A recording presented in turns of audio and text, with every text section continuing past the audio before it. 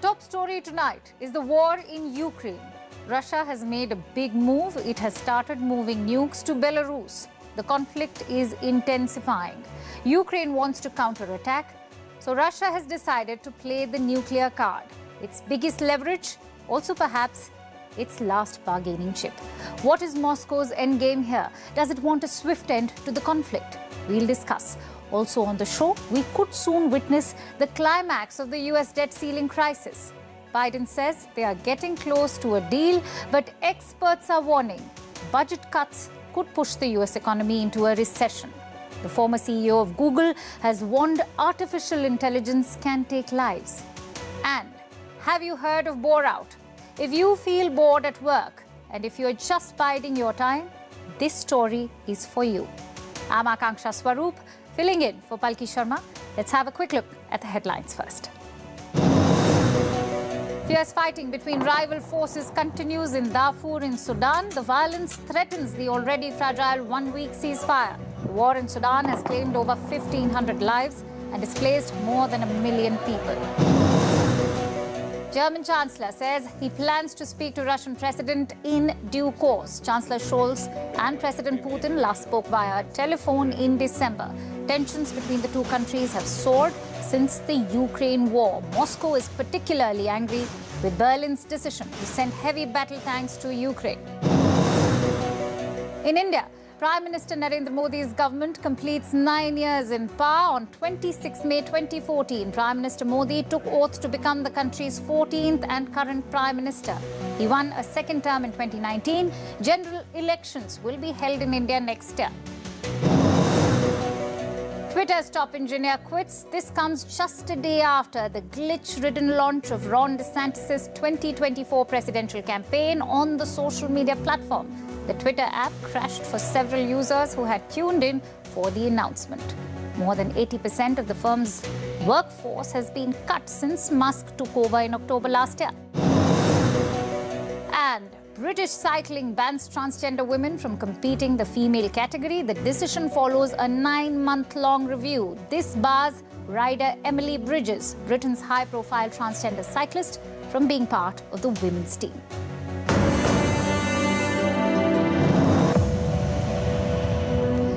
Russia is making bold moves near Ukraine. Moscow is finally resorting to its nuclear options. Tactical warheads are being moved to Belarus. The plan was announced back in March. So far, the Kremlin hadn't acted on it, but today it finally pulled the trigger. Russian nuclear weapons are going to Belarus. The transfer of nuclear weapons has begun. It has already begun.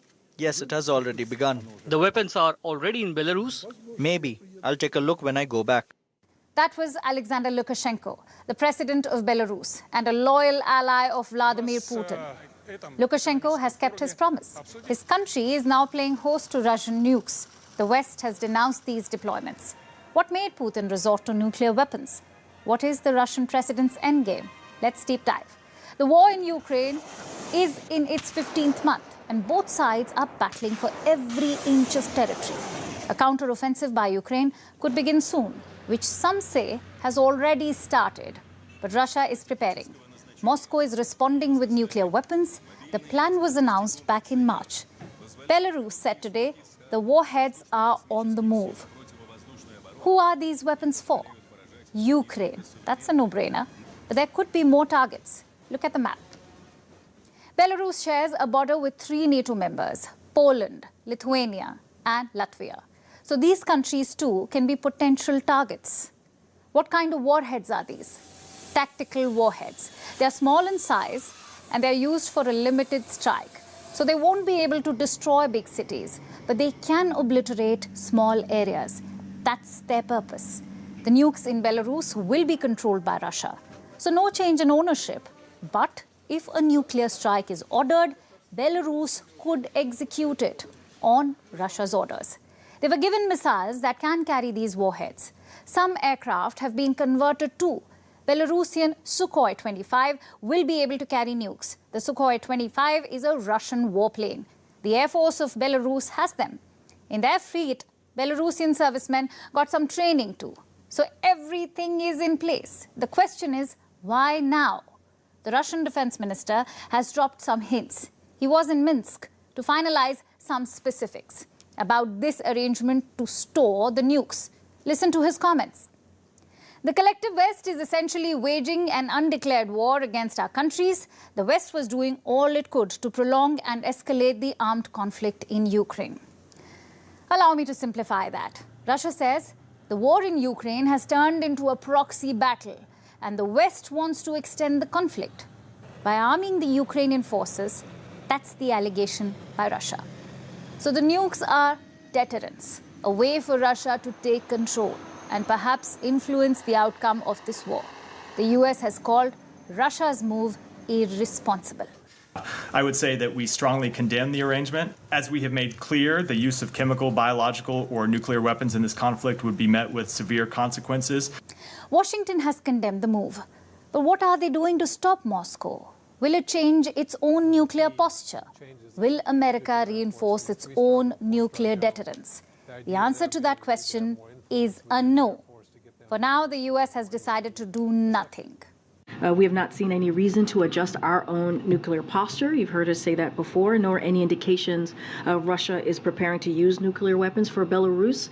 Speaking to that particular issue, this is yet another example of making irresponsible and provocative choices. So we remain committed to collective defense of the NATO alliance, and I'll just leave it there. So the US won't change its posture, but its ally, Japan, thinks differently. They're worried about Russia's nukes. Today, Tokyo announced fresh sanctions on Moscow. They condemned Russia's actions too. We are aware of the announcement by both Russia and Belarus. As the only country to have suffered atomic bombings during wartime, Japan never accepts Russia's nuclear menace, let alone its use. A nuclear menace. Japan is not mincing its words there. Expect this war of words to intensify. What about the actual war in Ukraine? Well, the fighting is escalating. Today, Russia targeted Kyiv again. More missiles and drones were launched towards Ukraine's capital. Ukraine said it shot down 10 missiles and 25 drones. There were no casualties. Russia is making moves in Crimea too. This week, Russian officials seized an apartment there. Guess who it belonged to? Volodymyr Zelensky, the president of Ukraine. Reports say the property will be auctioned. But these small measures will hardly matter. Russian nukes are now not just near Ukraine, but they are close to NATO's borders too. For the first time since the fall of the Soviet Union, Russia has deployed these bombs outside the country. It's a move that cannot be taken lightly. This war is about to enter a dangerous phase. But here's the bitter irony. China's peaceman has reached Russia. I'm talking about this man, Li Hui. Hui is China's special representative for Eurasia, but right now he's got a very specific job. Bring peace to Ukraine. Easy, right? China has already released a 12-point peace plan to end the war. Ironically, the document doesn't even mention the word war. It talks about the crisis in Ukraine. Either way, Li Hui has been busy. He kicked off his mission impossible in Kyiv. He then traveled to Warsaw, Paris, Berlin, even Brussels. Now he's in Moscow. What has China's peace envoy achieved so far? Virtually nothing. The fate of this peace mission was predetermined because China is not a neutral party. They have announced a no-limit partnership with Russia. Thus, they want to weaken the West, so China may not be fighting. But they have major stakes in this war, which is why Ukraine is wary of their plan. China's envoy met President Zelensky in Kyiv. The president's message was crystal clear. Don't ask us to give up land. Don't ask us to freeze the fighting. And what does China's peace plan say? It's got 12 points, but 2 of them stand out.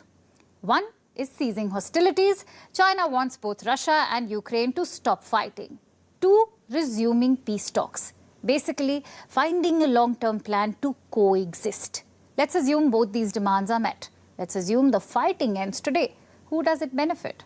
Russia controls around 18% of Ukrainian territory. So if there is a ceasefire, Russian occupation will continue. Hence, Ukraine is wary. They have seen through China's plan. So have most European capitals. Poland told the Chinese envoy to not recognize territories annexed by Russia. They also warned Beijing against arming Moscow. France asked China to play a constructive role. They also promised to help Ukraine in the long term. And the European Union? Same thing. Brussels asked China to use its leverage to end the war. They said, use your influence. Ask Russia to withdraw from Ukraine. So Europe's message to China is twofold. One, we don't plan to abandon Ukraine. Two, China must try to pressure Putin, not just for a ceasefire, but for a complete withdrawal. Which brings us to present day. Moscow is likely to be the last stop on this peace train. It's familiar terrain for Li Hui. He spent 10 years in Moscow as China's ambassador to Russia. He knows the land and the people. Rumor is he also loves Russian literature. Li has also served as the Deputy Foreign Minister of China. He's dealt extensively with ex-Soviet states. My point is, he's not a lightweight. He is one of China's senior-most diplomats. So the idea behind sending him is clear: to tell the world that China is serious about its peace plan. If any Chinese diplomat can get the job done, it's Li. But he has very little to work with. You see, China's peace plan is inherently pro-Russia. There's no way Ukraine will agree to it. But here's what the peace mission can achieve: an image makeover for China. Remember Beijing's wolf warriors? They turned diplomacy into insulting, shouting contests. The result was counterproductive. It depicted China as snobbish, even aggressive. So now Xi Jinping is changing strategy. He wants to be seen as the global peacemaker. First, he proposed a plan for Ukraine. Then he brokered a deal between Saudi Arabia and Iran. And afterwards, he hinted at mediating between Israel and Palestine. The fact is, China doesn't want peace. It wants to create the perception of peacemaking because war suits their interest. Just think about it. If the fighting drags on, Russia becomes weaker, they will become more dependent on China, meaning Russia becomes a junior partner. Secondly, the West remains occupied. All their focus and money flows into Ukraine. Meanwhile, China is free to unleash chaos in the Indo-Pacific. The world must be wise to this plan. They must see it for what it is: a political stunt. Meanwhile, even as China publicly preaches peace, it seems like it's all prepared for war, using its standard tool, cyber espionage. A report by Microsoft says that critical US infrastructure has been compromised. It blames a state-backed Chinese hacker group dubbed Volt Typhoon. What has this group been doing? Not exactly the explosive activity their name would suggest. Instead, they've been playing the long game. Since at least 2021, Volt Typhoon has been infiltrating network systems across the US. They've been keeping a low profile, maintaining a discreet presence, almost as if lying in wait for the right time to strike. And their choice of targets is also of interest. Besides the US mainland, Volt Typhoon is infiltrating systems in the island of Guam. Our next report brings you the details. It seems every other week, Chinese hackers are in the news. That too, state-sponsored Chinese hackers, Beijing's shady right hand. They have various nicknames in the intelligence community. We told you about backdoor diplomacy a few days ago and their activities in Kenya. Today, we'll talk about Volt Typhoon, China's sleeper cell of hackers. On Wednesday, Microsoft issued a warning. It found that Volt Typhoon had infiltrated critical US infrastructure. They'd been targeting every sector imaginable across the US, from standard ones like communications, government and transportation, to manufacturing, construction, and even education. Basically, covering all the bases. And where is Volt Typhoon embedding itself? All over the US and its Pacific Island territory of Guam. Guam is basically a US military colony in the Pacific Ocean. It's at this strategic location close to Japan, the Philippines, and Taiwan. Its position makes it a hub for communication between the US and Asia and Australia. Guam is also within striking distance of Taiwan in case China decides to invade. So you can see why Beijing would have eyes on it. And according to Microsoft, Volt Typhoon is hacking Guam's infrastructure. This will be crucial in the event of an armed conflict. The hackers could use their access to disable communication at a critical moment. It could temporarily blind the US and its allies, creating a window for a Chinese lightning strike. Now, you may wonder, how has Volt Typhoon managed to infiltrate US infrastructure? Doesn't hacking usually mean a quick attack to steal valuable information? Well, Microsoft says the group is using what's called living off the land techniques. This isn't the usual method of targeting people to steal passwords for access. Instead, Volt Typhoon operates with stealth. It manually issues commands over the network, steals credentials from local systems, blends into normal network activity, and even uses open source tools to gain access. That's a lot of jargon. The basic point is this: Volt Typhoon works quietly and maintains access over a long period of time. It doesn't create any waves or leave any digital footprints behind. This makes it difficult to know exactly what it has access to. The only real solution is to change passwords or close accounts frequently. All this was revealed by Microsoft on Wednesday. It set off a flurry of activity in Western security establishments. We are aware of recent activity by a People's Republic of China sponsored cyber actor to develop a presence in digital networks across the U.S. critical infrastructure sector. The U.S. government and close allies have released a joint cybersecurity advisory to help defenders identify and mitigate any such activity on their networks. And the U.S. intelligence community assesses that China almost certainly is capable of launching cyber attacks that could disrupt critical infrastructure services within the United States, including against oil and gas pipelines and rail systems. Which nations are shoring up their defenses? The US, UK, Canada, Australia, and New Zealand. In intelligence circles, they're sometimes collectively referred to as the Five Eyes Alliance. This group was actually formed during World War II and has persisted ever since. Yesterday, China sent a message to the Five Eyes. Obviously, this is a collective disinformation operation initiated by the United States and mobilized by the Five Eyes countries out of geopolitical purposes. As we all know, the Five Eyes Alliance is the largest alliance organization in the world, and the US National Security Agency is the largest hacking organization in the world.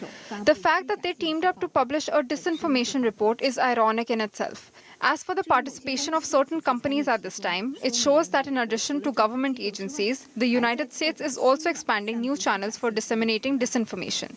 This is not the first time, nor will it be the last. China then went on to accuse the US of being a hacker empire.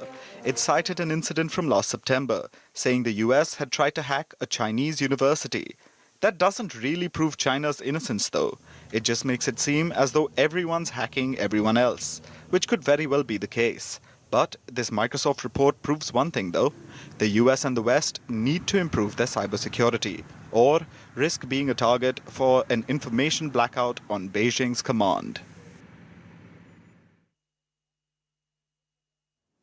Biden's problems are compounding. The Chinese hackers are a menace. But the bigger worry is the debt ceiling crisis. It's like a ticking time bomb for America's economy. Next week, the American government could default. For weeks, Biden has been trying to convince Republicans he wants a new credit line to keep his government running. And it seems Biden may finally have a breakthrough. Speaker McCarthy and I have had several productive conversations, and our staffs continue to meet as we speak, as a matter of fact, and they're making progress. They're making progress. No deal yet, but the negotiations continue. Honestly, they don't have much time. America is literally on the brink of an economic catastrophe, a government default. It hasn't happened in America's history.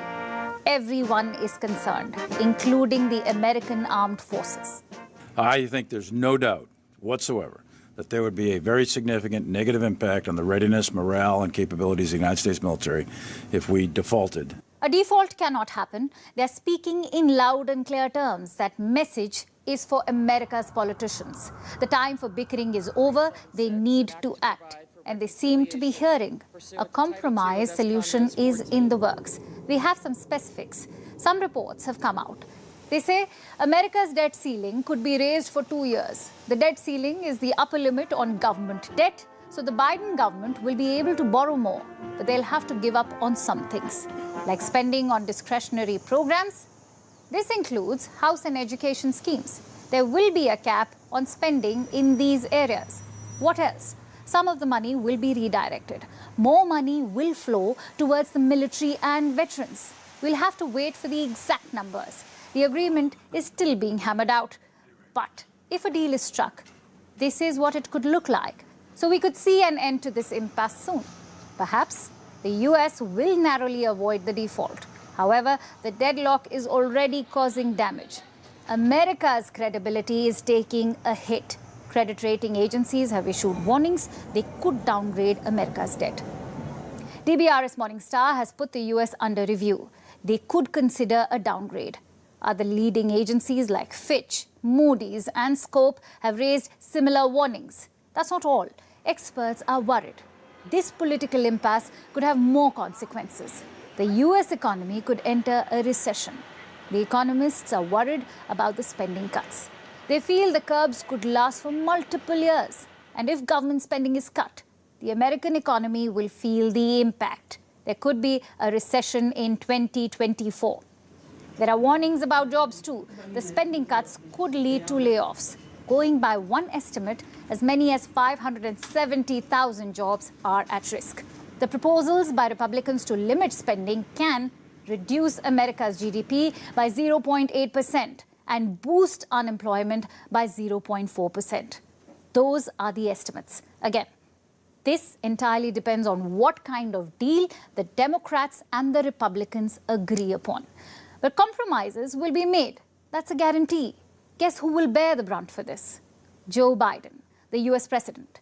The spending cuts will impact his domestic agenda. Biden has projected himself as the president for the middle class. He is called Middle Class Joe for the same reason. And he is running on the same platform for 2024. The budget curbs will affect his re-election chances. Biden knows that. He's trying to protect the middle class from the budget cuts. But Speaker McCarthy and I have a very different view of who should bear the burden of additional efforts to get our fiscal house in order. I don't believe the whole burden should fall on the backs of middle class and working class Americans. My House Republican friends disagree. So that's the disagreement. The stakes are high for Biden. The budget crisis can not only upend his re-election campaign, but also plunge America into a recession.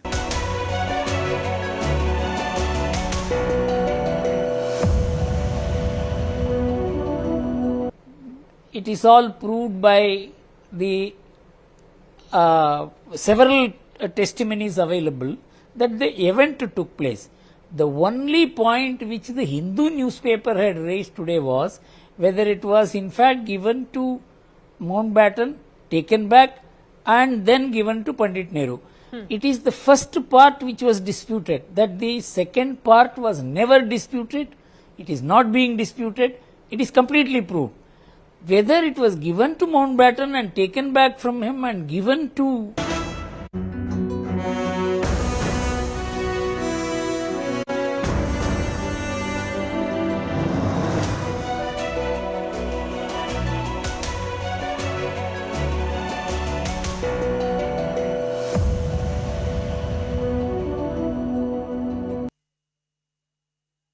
The US may or may not enter a recession, but Germany has, at least on paper.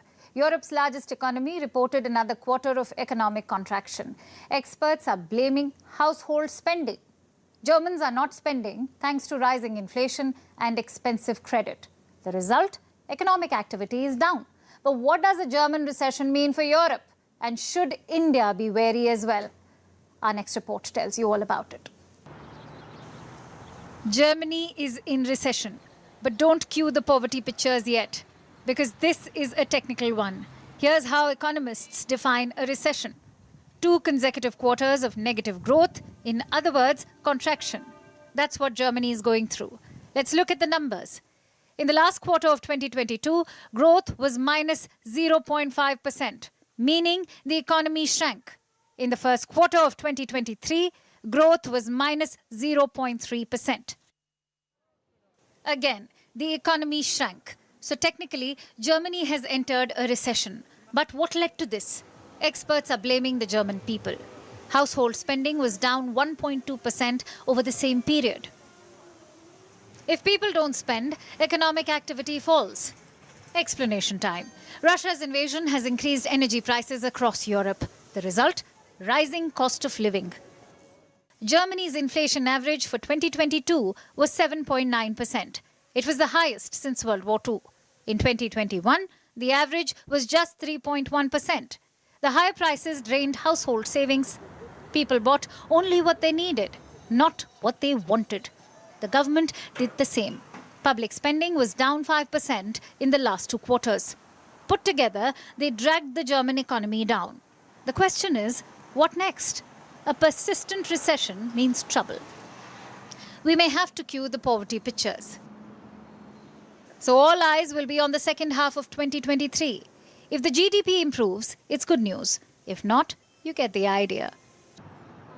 Germany's fate is also linked to the world. It is the largest economy in Europe, also the 4th largest in the world. Around 32% of their GDP is made up of exports. The problem is the world isn't buying. Economic recovery in the US and China has been sketchy. German car export to China has fallen 24%. If that continues, the economy will struggle. But on Thursday, Chancellor Olaf Scholz appeared confident. He said the prospects are very good. The German economy's prospects are very good. We are solving the challenges we face. You know, we have full employment. There is a public debate around a shortage of workers in Germany, and in fact, we have a big demand for skilled workers. To solve the problem and these challenges, we have now implemented as legislation the Skilled Workers Immigration Act. There is good and bad news for Germany. First, the good news. Inflation seems to be easing off. Natural gas prices are also returning to 2021 levels. So consumer spending should rebound. The bad news is the gloomy global economy. Unless China and the US recover, German exports will not pick up. To be fair, there were enough warnings. Most of late 2022 was spent predicting recessions. Now, Germany has fallen victim. The question is, who will be next? Bloomberg says Britain is a prime candidate. It was given a 75% probability. So is the United States. It had a probability of 65%. And what about India? Bloomberg gave India a 0% probability, which is good. But the ripples from Germany will reach India. Germany is India's largest trading partner in Europe. Total trade is worth almost $20 billion. India exports clothes, smartphones and leather products to Germany. The exports are worth almost $10 billion, but traders are expecting trouble. The recession could hurt India's sales to Germany, especially common use exports like clothes and phones. How big will the hit be? According to one Indian exporter, $2 billion. That's globalization for you. We grow together, but we also fall together. It's round 2 in Turkey. The presidential runoff is scheduled for Sunday, and it promises to be a consequential vote. First, the basics. 2 candidates are on the ballot, President Recep Tayyip Erdogan and Kemal Kılıçdaroğlu. The first round ended in stalemate after neither candidate crossed 50%. So now it's time for round 2. The question is, who has the edge? From the looks of it, Erdogan. The opinion polls were expecting him to do badly, but he ended up polling 49.5%, just short of winning the whole thing. Plus, he has a new supporter, Sinan Oğan. He's a far-right candidate who came third in the first round. He polled around 5%. Earlier this week, he endorsed Erdogan. So the odds are stacked in the president's favor. Where does that leave Kılıçdaroğlu? His campaign strategy was starkly different from Erdogan. He talked about human rights, secularism and democracy. Not anymore. After the first round, he changed tack. He began appealing to Turkish nationalists. How? With a lot of refugee propaganda. Listen to this. I declare it to all compatriots. I never sit on a table with terrorist organizations, and I never will. Period. I announce it to you here. I will send all the refugees home as soon as I come to power. Period. They call him Turkish Gandhi, by the way. After that speech, I'm not so sure. Either way, the rhetoric seems to be working. Turkey's Victory Party has endorsed Kılıçdaroğlu. It is an ultra-nationalist party. Their platform is based on sending back Syrian refugees. So some good news for Kılıçdaroğlu. But will it be enough? Erdogan's strategy for the second round has been different. Fewer rallies, fewer rants. He's focused more on consolidating his lead. He's also visited some areas struck by the earthquake in February. Erdogan enjoys the benefit of being in power. He can control the narrative using government machinery. Just look at social media. Twitter has begun restricting certain tweets in Turkey. Why? Reports say the government is asking them to. In 2020, Erdogan passed a new media law. It requires social media platforms to censor content if the government says so. If not, there will be legal action. Many users say they are unable to view certain tweets. No guesses who these tweets criticized. The vote on Sunday promises to be fiercely contested and consequential. I know Erdogan holds the edge, but stranger things have happened in politics. A lot depends on the Kurdish vote. Some quick background here. Kurds are the largest ethnic minority in Turkey. They make up around 15 to 20% of the population. Most of them live in the east. Erdogan has made a career out of villainizing Kurds. He calls them terrorists, even separatists. But Kılıçdaroğlu is counting on their support. Erdogan is never an option for us. The only option is to replace him and the power he stands for. Therefore, we state once again that it is extremely important and a priority for us to recognize the expectation and desire of the Kurdish people and Turkish society as a whole for democracy, law, justice, equality and freedom, and the democratic will at the ballot box. But what would an Erdogan victory look like? Normally, re-election means status quo, a continuation of current policy. But in Turkey, it's not that simple, because Erdogan is a disruptor in Turkish politics. He's turning a secular nation into his Islamist vision. So if he wins on Sunday, here's what you can expect. More support for Islamist ideology, more persecution of Kurds, also more illogical economic policies. Let me explain. Turkish inflation is at 44%. Other countries increase interest rates to tackle inflation, but not Erdogan. He decided to cut interest rates. Why? Because the concept of high interest is banned in Islam. Such policies have resulted in many hardships for the people. Yet, his support is strong. As they say, he is a Teflon leader, but the biggest impact would be on foreign policy. Western countries would have been hoping for an Erdogan loss. His opponent is a firm supporter of NATO. He has also promised to restart talks to join the European Union. If Erdogan wins, all of that goes out of the window. He will continue to build ties with Russia. He will also remain a shaky NATO ally. India too will be watching the results closely. Erdogan has been no friend of India's. He has sided with Pakistan consistently, even raked up Kashmir at the United Nations. So along with Turks, the whole world will be waiting for Sunday's results. About a decade ago, Stephen Hawking said something apocalyptic. He's one of the world's leading scientists, and he said that the development of full artificial intelligence could spell the end of the human race. At that time, the statement rocked the world. Why won't it? His words spoke to our worst fears.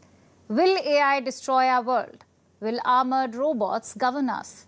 Will humans go in hiding and live inside underground bunkers? Sounds ominous, but many of us have these questions. And Hawking is not the only person to highlight them.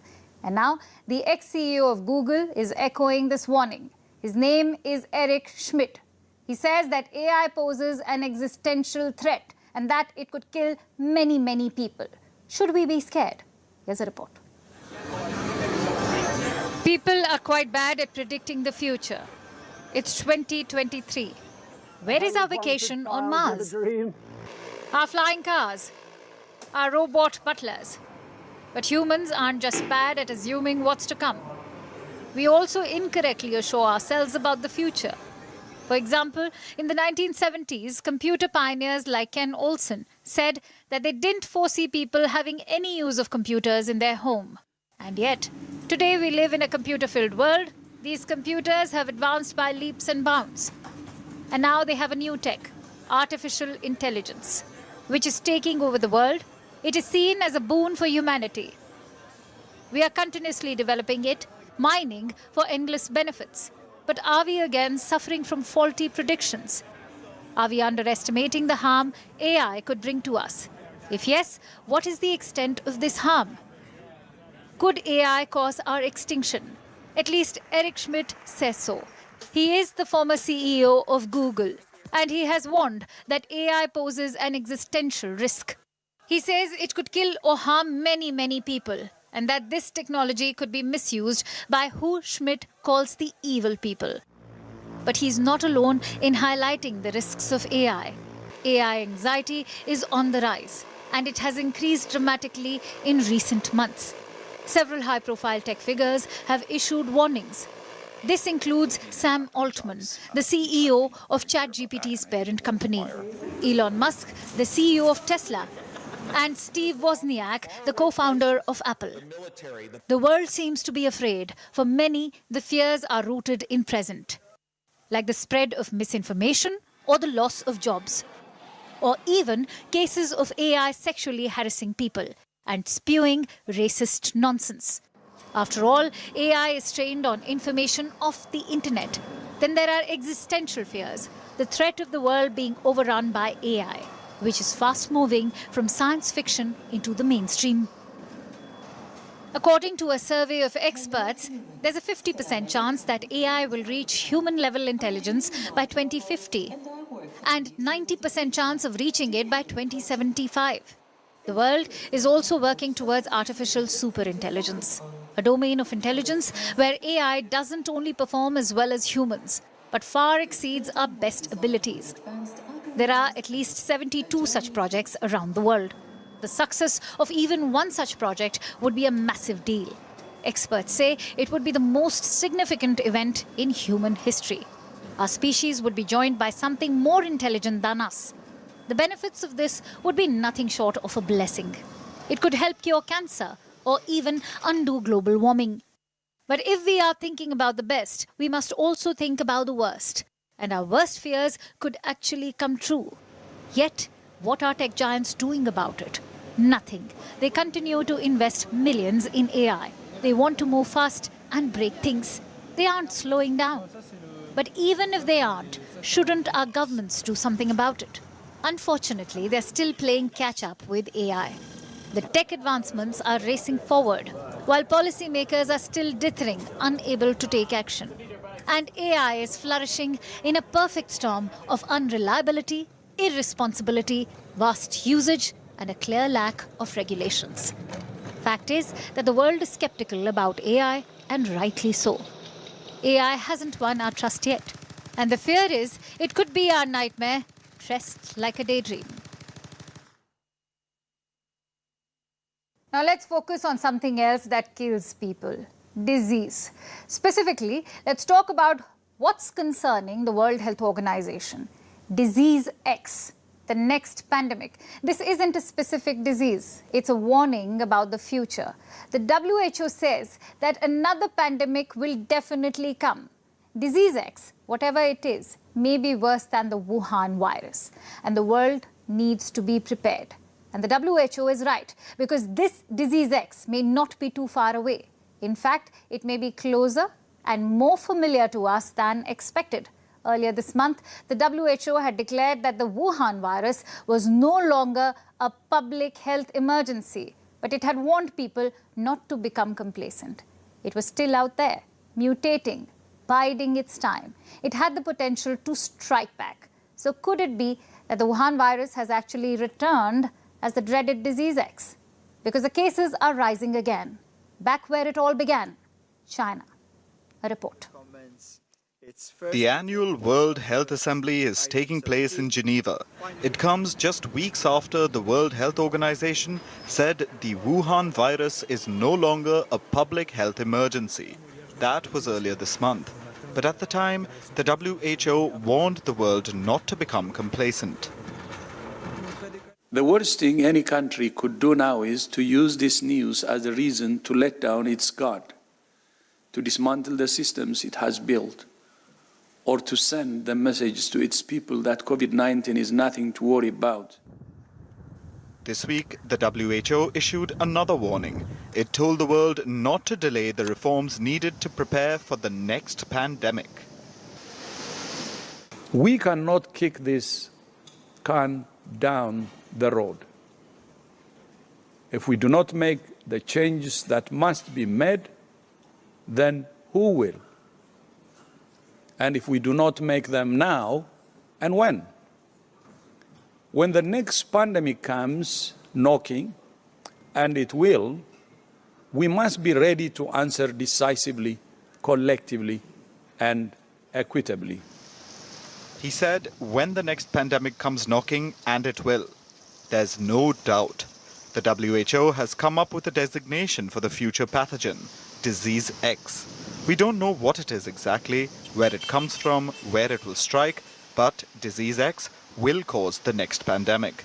And it will be even deadlier than the Wuhan virus. It doesn't seem to be on the WHO's radar yet. The agency released this list of priorities. As you can see, Disease X comes in at number 9. That basically means that even though we don't know what it is, the WHO is keeping its eyes open, watching out for any indication that Disease X has arrived. Of course, that may just be too optimistic from the WHO, because Disease X may not be something entirely new. We say this because the Wuhan virus has mutated again, and cases are on the rise. The Wuhan virus is once again going rampant in China. Estimates say that by the end of June, China will see as many as 65 million cases per week. This figure was quoted by the country's top respiratory disease expert, Zhong Nanshan. In fact, he said that infections could hit 40 million a week right now. The variant behind the rise is the XBB. It's another of the endless Omicron subvariants. Chinese state media says XBB has led to 80% of the new infections in China. China's National Health Commission says XBB has greater transmissibility and immune escape than earlier strains of Omicron. The country even recently approved 2 new vaccines targeting XBB. Despite this, China says there's nothing to worry about. State mouthpiece Global Times released this report today. It says there will be limited impact, but believe China at your own risk. The US Department of Health quite clearly doesn't. Its National Institutes of Health, or NIH, released this report yesterday. It says about 10% of those analyzed experienced long-term symptoms or long COVID after 6 months. These were all Omicron patients. So, even though the pandemic is over, the danger hasn't passed. Not while the Wuhan virus continues to mutate. It's not certain that the WHO's dreaded Disease X will be a variant of the Wuhan virus, but there's no guarantee that it won't be. China needs to stop underplaying the problem and work with the world. The last thing we need is the dragon releasing yet another pandemic. Now, we all know what burnout is. It involves long working hours, poor work-life balance, and even the glamorization of overwork. Burnout takes a toll on our bodies, and we know that it's bad for us. But have you ever heard of bore out? This word doesn't get as much attention as its workaholic cousin, burnout. But it's just as evil. Simply put, bore out refers to chronic boredom. It's normal for everyone to get bored at work occasionally, but being chronically bored for days on end may indicate a bigger problem. Bore out is when your job feels pointless and tasks seem to be devoid of value. There's a little bit of working and a lot of staring at the ceiling. There's maybe a little nap here and a lot of coffee chugging there. Maybe even online shopping and holiday planning. All while being at work, simply to pass time. Basically, you witness the slow death of your job. And it can be disheartening. You ask yourself, how did I get here? Well, there could be a number of factors. Maybe your physical workplace environment is demoralizing, or your job doesn't challenge you enough. Maybe the project you were hired for is no longer a priority. It could also be that you shouldn't have been hired in the first place, or that you were brought on board a little too soon. All in all, bore out is about people not having enough work to do. It is seen as jobless employment. And it is different for different people. Maybe someone is lazy and secretly enjoys chilling at work. Maybe someone wants to do more, but doesn't know how to tell their manager that they are effectively jobless. So there are variations. But experts say the fundamental experience of bore out is its meaninglessness. It's when work doesn't really have a purpose, and bore out can seem like just a buzzword or even a laughing matter. But experts say it is just as pernicious as burnout, because boredom at work is a real issue. It is present across industries. It is bad for both workers and companies. Disengaged employees cost employers an additional 34% of their salary. Through absenteeism and lost productivity, studies say chronic boredom increases employee turnover, early retirement intentions, even poor health and stress symptoms, because people who suffer from bore out often suffer from depression, high rates of anxiety, even physical ailments like headaches and insomnia. The worst part is while in burnout, the consequences are drastic and quite physical, like a worker collapsing from exhaustion. The symptoms of bore out are more mental and emotional. Employees seem physically present, but they are absent in spirit. So bore out stays hidden from plain sight, and it can go on for a while. It can also be seen as a worker lacking interest or motivation, which is an organizational taboo. But at this point, you must be wondering, if it's so bad, why don't employees just talk about it? Because talking about boredom is also taboo. Experts say employees feel like they will have a target on their back. How does one tell their manager they are earning a salary for barely doing anything? Especially when layoffs have become a daily sport. There is a clear risk of things going south. Tackling bore out can surely be tricky, but it is time that we start by recognizing it and talk about it, because bore out invites long-term harm, both financial and emotional. And waiting for things to improve can result in years of just that, agonizing wait. And we should remember one thing, bore out is not just an employee-centric problem. Managers need to take responsibility too. They need to actively seek signs of boredom at workplace and find ways to mend things. This can include making minor changes to tasks or even job profiles and creating a workplace environment where workers feel valued. It's true that work can't always be exciting. It is unrealistic to pretend that it will be. But just as burnout is seen as the enemy of employee well-being, so should chronic boredom. And we aren't supporting the so-called hustle culture. Idleness can be good, but just how much and for how long? Burnout and bore out are extreme ends of the same spectrum, and they both need our attention, because being terribly bored is a crisis. It's a crisis of growth and a crisis of meaning, and it is looming large, all while workers are reaching the end of their rope. Except now, they aren't burnt out, they are just bored. And now it's time for Vantage shots, images that tell the story. A South Korean plane's door opened during a flight. It landed safely. Hundreds of people took to the streets of Bolivia to demand action on sexual abuse allegations that have rocked the country's Catholic Church. A 76-year-old man in India's Kerala narrowly escaped disaster after his mobile phone, kept in his shirt pocket, burst and caught fire spontaneously. And speaking of India, the country is all set to inaugurate its new parliament. The ceremony will take place on Sunday. The images have been released. And now let's take you back in history to the year 1940. What happened today on May 26th? This day witnessed one of UK's most heroic episodes in the Second World War. Britain began a huge seaborne evacuation, an escape from a potentially disastrous defeat at the hands of Hitler's army. Over 300,000 British and French soldiers were evacuated. We're leaving you with these images. Thank you so much for watching. Have a happy weekend. Not tired, hungry, but their spirit was never broken. Their ranks were solid to the end.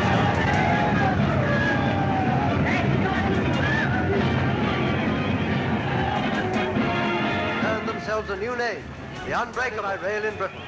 Tired that there was a non-stop buffet all ready for by the most terrible battle of all time. No, you can't beat a nation that breeds men like...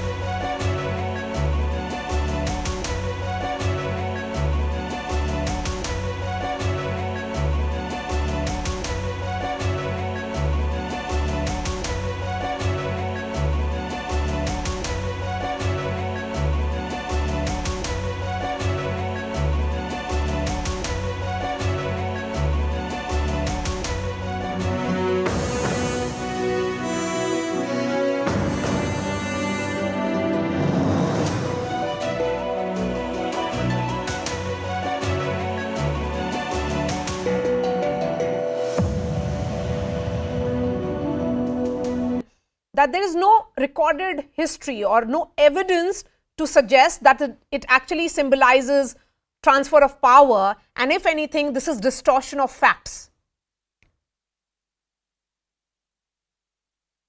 I tell you, it's a very unfortunate thing they are speaking against record. It is all proved by the several testimonies available that the event took place. The only point which the Hindu newspaper had raised today was whether it was in fact given to Mountbatten, taken back and then given to Pandit Nehru. It is the first part which was disputed. That the second part was never disputed. It is not being disputed. It is completely proved. Whether it was given to Mountbatten and taken back from him and given to Jawaharlal Nehru was disputed, and there also the Hindu said that it is on thin evidence. But unfortunately, the Hindu newspaper did not look at the most crucial evidence which was available in the compilation itself, which it is referred to as thin evidence, that the Adinam's contemporaneous record had described the whole event. And it is not done today. They had recorded it in 1947 itself, that this is how it took place. And they have said that Mountbatten asked Pandit Nehru what should be the ritual to be followed, and Nehru was confused. He asked Rajaji.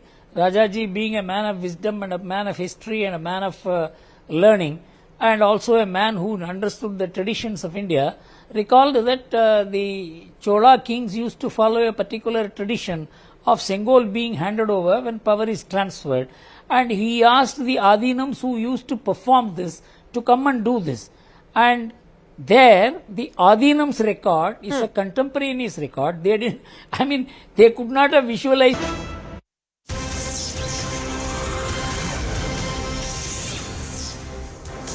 A very warm welcome. You're watching Breaking on News 18. I'm Akanksha Swaroop. Let's dive into the news segment with the latest coming in from Karnataka. Now, the much-awaited cabinet expansion of the Congress government in Karnataka is likely to take place tomorrow with 24 ministers to be sworn in. Remember, the government was formed last Saturday, and now we're learning that tomorrow again, a week after, 24 ministers will be sworn in. Interestingly, no portfolio has been allocated to the ministers who are ready to take the oath. Several senior leaders, R.V. Deshpande, T.B. Jayachandra and B.K. Hariprasad have been denied a cabinet berth. This is what we are learning as of now. For more details, I'm also joined in by Harish on the phone line. Harish, the fact that no portfolio has been allocated so far, does that indicate differences between DKS and Siddha yet again? considering both will be pushing for their own MLAs? Well, there has been hectic lobbying for both, for a cabinet berth and as well as the portfolio. And what we do understand is that there has been more or less consensus on the kind of portfolio allocation that will happen to these ministers. But the Congress party are not willing to divulge that perhaps will happen once the vote taking happens tomorrow. And remember, this is a full-fledged cabinet now. 34 members in this cabinet, no vacant berth. More importantly, there seems to be a thinking within the party that the Lingayats who voted for the party in huge numbers need to be accommodated. Nearly 7 berths given to Lingayats. Similarly, around 5 berths within the cabinet for the Vokaliga community, another community which has in a way moved away from the JDS and voted for the Congress substantially in this election. So they have been rewarded as well. But unfortunately, just one female representation in the cabinet in the form of Lakshmi Hebalkar. That will raise a lot of